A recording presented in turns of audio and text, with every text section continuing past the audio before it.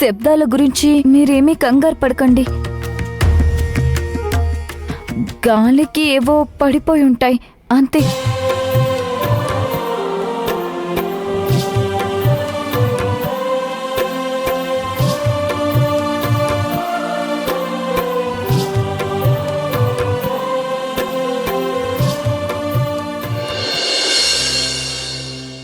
నీ కలను నెరవేర్చడానికి ఒక భయంకరమైన శక్తి వస్తుంది. ఆ శక్తిని సంపాదించుకున్న వ్యక్తి వచ్చి శివగామిని సర్వనాశనం చేస్తాడు. అతడికి ఆ శక్తుల్ని సంపాదించడానికి నేనే ఉత్తర దిక్కున పంపించాను.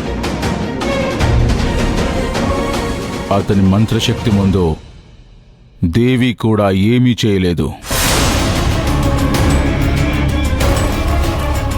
అతను ఉన్న చోటు నుంచే కనికట్టు చేయగలడు, వర్షం కురిపించగలడు, ఎక్కడో కూర్చొని నిప్పు రాజేయగలడు, పంచభూతాలని తనకి కావలసిన విధంగా ఆడించగలడు. ఎవరతను? నీకు అన్ని వివరంగా తర్వాత చెప్తాను.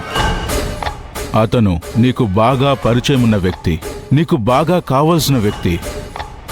అతను శివగామిని నాశనం చేయడానికి బయలుదేరాడు. నువ్వే వెళ్ళి అతన్ని కలుస్తావు. మైనస్ ఇంటూ మైనస్ కలిస్తే ప్లస్ అవుతుంది. మీ ఇద్దరిని ఏ శక్తి ఏం చేయలేదు.